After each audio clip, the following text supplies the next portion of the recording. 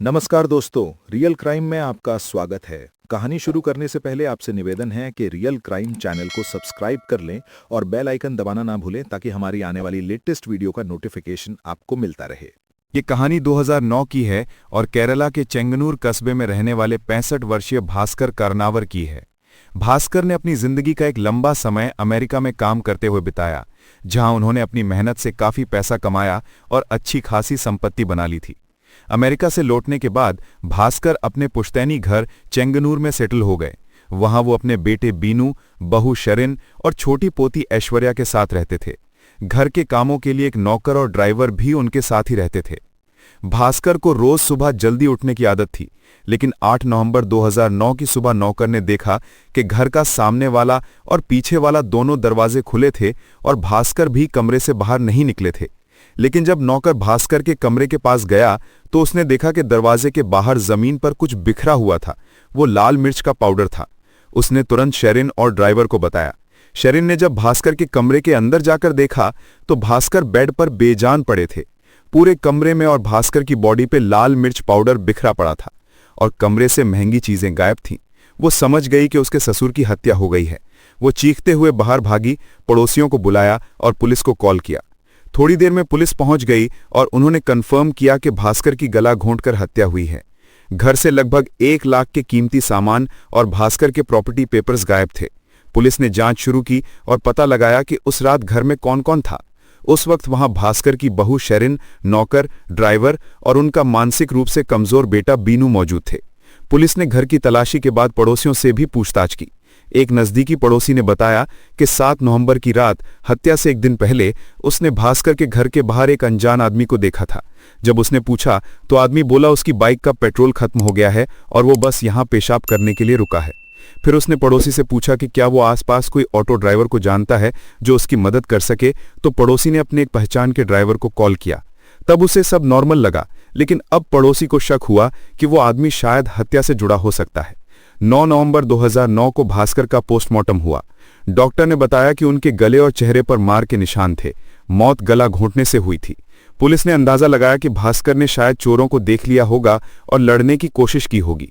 चोरों ने भागते हुए उनका गला घोंट दिया होगा, लेकिन सबूत कम होने के कारण इन्वेस्टिगेशन जारी रही। पुलिस ने क्राइम सीन की बहुत ध्यान से जांच की। जांच के दौरान उन्हें लगा कि कातिल कोई अनजान नहीं बल्कि भास्कर की पहचान का है। पुलिस को घरवालों पर शक हुआ और उनके शक करने के 3 मजबूत कारण थे। पहला, भास्कर के 2 पमेरेनियन कुत्ते। अगर कोई अनजान घर में आता तो वो हमेशा भौंकते, लेकिन हत्या की रात दोनों कुत्ते बिल्कुल शांत थे। इससे पुलिस को लगा कि हत्यारा उनके पहचान का था, मतलब वो घर का ही कोई हो सकता है। दूसरी वजह थी घर के दरवाजे। घटना वाले दिन दोनों सामने और पीछे के दरवाजे खुले मिले। पूछताछ में शरीर ने पहले कहा था कि शायद रात को लॉक करना भूल गए, लेकिन जानकारी से पता चला कि दरवाजे असल में रात को लॉक थे। इसका मतलब था कातिल दरवाजों से ही अंदर आए होंगे। बिना जबरन घुसने के निशान नहीं थे, तो पुलिस को शक हुआ कि घर के ही किसी सदस्य ने उनकी मदद की है। तीसरी वजह थी भास्कर के कमरे के बाहर बिखरा लाल मिर्च पाउडर। ये क्लू पुलिस के शक को और गहरा कर गया। जांच में पता चला कि मिर्च का पाउडर घर के किचन से लिया गया था। पुलिस को लगा कोई अनजान आदमी इतनी आसानी से किचन से पाउडर नहीं ढूंढ सकता। इससे उन्हें यकीन हुआ कि ये काम घर के किसी अपने नहीं किया होगा, शायद नौकर या फिर शेरिन। अब पुलिस को पूरा यकीन हो गया कि हत्या में घर का ही कोई सदस्य शामिल है। लेकिन सिर्फ शक से काम नहीं चल सकता था। कोर्ट में पुलिस को पक्के सबूत चाहिए थे। इसलिए उन्होंने शुरू से इस मामले से जुड़े हर व्यक्ति की बहुत ध्यान से जांच शुरू की। आखिरकार उनका शक एक ऐसे व्यक्ति पर गया जिसकी कोई उम्मीद नहीं थी, ना नौकर ना ड्राइवर, बल्कि भास्कर की बहू शेरिन। गहराई से पूछताछ करने पर सब लोगों ने एक ही बात कही कि भास्कर और शेरिन के बीच रोज झगड़े होते थे। जब पुलिस ने शेरिन से पूछताछ शुरू की तो उन्होंने देखा कि उसके जवाब पहले से तैयार जैसे लग रहे थे। ऐसा लग रहा था जैसे वो कुछ छुपा रही हो। सबको पता था कि भास्कर और शेरिन के बीच रिश्ता ठीक नहीं था, लेकिन शेरिन के पास्ट को डिटेल में चेक करने पर ऐसे राज सामने आए जिसने पूरे केस का रुख ही बदल दिया। भास्कर के 2 बच्चे थे, बेटी बेट्सी और बेटा बीनू। बीनू छोटा बेटा था, पर भास्कर की सबसे बड़ी चिंता का कारण भी। वो मानसिक तौर पर कमजोर था और अपने फैसले खुद नहीं ले सकता था, बस वही करता जो उससे कहा जाता। भास्कर और उनकी पत्नी हमेशा इस बात को लेकर परेशान रहते थे कि उनके बाद बीनू का क्या होगा।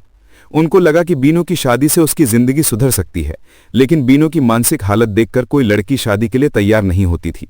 इसलिए भास्कर ने फैसला किया कि किसी गरीब घर की लड़की ढूंढी जाए जो पैसा देखकर हाँ कर दे। इसी दौरान भास्कर की मुलाकात शेरिन से हुई। शेरिन पढ़ी लिखी थी और कॉलेज से डिग्री हासिल कर चुकी थी। उसके माँ बाप अच्छे रिश्ते की तलाश में थे। जब उन्हें भास्कर के परिवार की अमेरिका की कमाई, प्रॉपर्टी और इज्जत के बारे में पता चला तो उन्होंने रिश्ते के लिए हाँ कर दी और 2001 में शेरिन और बीनू की शादी हो गई। शादी के कुछ समय बाद शेरिन बीनू के साथ अमेरिका चली गई। वहां उन्होंने नई जिंदगी शुरू की। सब कुछ ठीक चल रहा था। कुछ समय बाद बीनू और शेरिन को एक बेटी हुई जिसका नाम उन्होंने ऐश्वर्या रखा। भास्कर अपनी पोती से बहुत प्यार करते थे। जांच में पता चला कि अमेरिका जाने के बाद शेरिन काफी बदल गई थी। शादी के कुछ साल बाद उसने अपनी जिंदगी एक नए तरीके से जीना शुरू किया और उसे एक नौकरी भी मिल गई। धीरे धीरे उसका सोचने और जीने का अंदाज बदल गया। बीनू अपनी मेंटल कंडीशन के चलते शेरिन पर पूरी तरह डिपेंडेंट था और शेरिन ने इस कमजोरी का फायदा उठाया। वो घर के बाहर लोगों से मिलती, पार्टीज और ड्रिंक्स करती और धीरे धीरे नए रिश्तों में पड़ने लगी। इसी दौरान उसके कुछ अवैध संबंध भी शुरू हो गए। जब भास्कर को इन सब का पता चला तो उन्होंने शेरिन को समझाने की कोशिश की, लेकिन उसने उल्टा जवाब दिया, मैं तभी यहां रहूंगी जब आप मुझे पैसे देंगे। प्रॉपर्टी मेरे हस्बैंड के नाम कर दीजिए, नहीं तो मैं चली जाऊंगी। ये बात भास्कर के दिल पर गहरी चोट बनकर लग गई। वो समझ गए कि शेरिन सिर्फ पैसा और दौलत के लिए इनके परिवार में आई है। उनके घर में रोज झगड़े होने लगे और शेरिन का रवैया दिन ब दिन बिगड़ता गया। एक दिन शेरिन ने अपनी सास अन्नमा का क्रेडिट कार्ड चुरा लिया और उससे शॉपिंग की। बिल आने पर उससे पूछा गया, लेकिन उसने झूठ बोल दिया। अन्नमा ने पुलिस कंप्लेंट की। जांच में यह साबित हुआ कि कार्ड शेरिन ने ही यूज किया था। परिवार ने केस वापस लेने की कोशिश की, लेकिन पुलिस ने मना कर दिया और शेरिन को 1 महीने की जेल हुई। इसके बाद भास्कर और शेरिन के बीच भरोसा खत्म हो गया। बीनू अपनी हालत के कारण कुछ नहीं कर पा रहा था और घर का तनाव बढ़ता गया। कुछ समय बाद अन्नमा की मौत हो गई और भास्कर अकेले रह गए। पत्नी के गुजर जाने के बाद भास्कर ने फैसला किया कि अब अपना बाकी जीवन शांति से अपने देश में बिताएंगे। अमेरिका में शेरिन उस कंपनी में चोरी करते हुए पकड़ी गई जहां वो काम करती थी। इस घटना के बाद उसे जॉब छोड़नी पड़ी। फिर वो बीनू और अपनी बेटी के साथ वापस इंडिया आ गई। एक दिन भास्कर ने शेरिन से कहा, मैं अपनी प्रॉपर्टी तुम्हारे नाम कर दूंगा, लेकिन तुम्हें अपनी आदतें बदलनी होंगी और मेरे बेटे और पोती का ख्याल रखना होगा। शेरिन मान गई।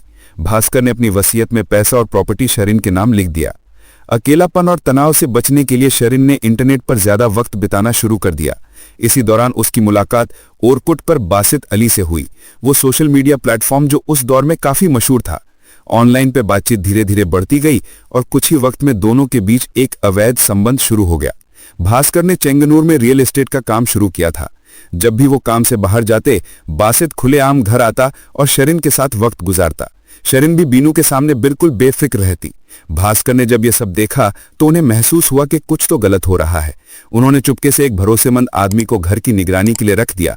कुछ ही दिनों में भास्कर का शक सही साबित हुआ। उन्हें लगा कि अब उनका घर और इज्जत दोनों खतरे में हैं। भास्कर ने फैसला किया कि सब कुछ बदलना चाहिए। उन्होंने अपनी पुरानी वसीयत कैंसिल कर दी। बैंक अकाउंट्स, नॉमिनेशंस और प्रॉपर्टी पेपर्स से शेरिन का नाम हटा दिया। इस तरह शेरिन को उनकी जायदाद से अलग कर दिया गया। वो बिल्कुल खाली हाथ रह गई। गुस्से और लालच ने शेरिन के अंदर एक खतरनाक प्लान को जन्म दिया। उसने बासित अली के साथ मिलकर अपने ससुर भास्कर की हत्या की साजिश रची। बासित ने अपने 2 दोस्तों नितिन और शानू रशीद को भी इस प्लान में शामिल कर लिया। पूरा प्लान ध्यान से सोच समझकर तैयार किया गया था। 7 नवंबर 2009 की रात शेरिन ने अपने घर के दोनों पमेरिनियन कुत्तों को सुला दिया। उसने उन्हें खाने में नींद की गोली मिला दी ताकि वो किसी भी आवाज कर भौंके नहीं। जब पूरा घर सो गया, शेरिन ने चुपके से दरवाजा खोल दिया। बासित और उसके 2 दोस्त नितिन और शानू घर के अंदर आ गए। तीनों सीधा भास्कर के कमरे की तरफ गए। सबसे पहले उन्होंने भास्कर के नाक और मुंह पर क्लोरोफॉर्म से भीगा कपड़ा रख दिया। भास्कर ने आंखें खोली और बचने की कोशिश की। तब बासित के एक दोस्त ने तकिया उनके चेहरे पर दबा दिया ताकि वो सांस ना ले सकें। दूसरे ने उनके पैर पकड़ लिए ताकि वो हिल ना सकें। फिर बासित ने एक टॉवल से भास्कर के गले को जोर से कस दिया। कुछ ही देर में भास्कर की सांसें रुक गई और उनकी मौत हो गई। भास्कर को मारने के बाद उन्होंने हत्या को चोरी जैसा दिखाने की कोशिश की। कमरे से लैपटॉप, मोबाइल, घड़ियां और गोल्ड चेन जैसे कीमती सामान चुरा लिए। पुलिस और स्निफिंग डॉग से बचने के लिए उन्होंने शेरिन से मिर्च पाउडर मंगवाई। वो पाउडर पूरे कमरे और भास्कर के जिस्म पर छिड़क दिया। फिर तीनों वहां से भाग गए। लेकिन पुलिस की जांच में शेरिन के फोन रिकॉर्ड्स ने पूरी कहानी साफ कर दी। हत्या से पहले और बाद में बासित, शेरिन और उनके 2 दोस्तों के बीच लगातार कॉल्स मिली। शेरिन को 2 दिन बाद 10 नवंबर 2009 को अरेस्ट कर लिया गया। पूछताछ के बाद उसने अपना जुर्म कबूल कर लिया। उसने बताया कि कैसे उसने पूरे प्लान को अंजाम दिया। बाकी 3 आरोपी यानी बासित अली, नितिन और शानू रशीद बेंगलोर भाग गए, लेकिन 5 दिसंबर 2009 को केरला और कर्नाटक पुलिस की जॉइंट ऑपरेशन से उन्हें पकड़ लिया गया। 22 नवंबर 2009 को चार्जशीट फाइल की गई। 2010 में फास्ट ट्रैक कोर्ट ने चारों को हत्या, साजिश और चोरी के आरोपों में दोषी पाया और उन्हें आजीवन कारावास की सजा सुनाई। लगभग 15 साल की सजा काटने के बाद 2025 में शेरिन को पारिवारिक और मानवीय आधार पर जल्दी रिलीज करने की सिफारिश हुई और उसे 17 जुलाई 2025 को रिहा कर दिया गया। बाकी आरोपी यानी बासित अली, नितिन और शानू रशीद अभी भी जेल में हैं और उनके रिहा होने की कोई जानकारी नहीं मिली। भास्कर कारनावर की हत्या एक भयानक कहानी है जिसमें लालच और विश्वासघात ने परिवार को तोड़ दिया। शेरिन और बासित अली की साजिश ने एक जिंदगी छीन ली और भरोसा तोड़ा। ये दिखाता है कि असली खतरा कभी कभी घर के अंदर ही होता है। वीडियो देखने का धन्यवाद। वीडियो कैसा लगा नीचे कमेंट करके बताएं। अगर अच्छा लगा हो तो लाइक और शेयर करें और चैनल को सब्सक्राइब करके बेल नोटिफिकेशन भी दबा दें ताकि हमारी आने वाली लेटेस्ट वीडियो का नोटिफिकेशन आपको मिलता रहे।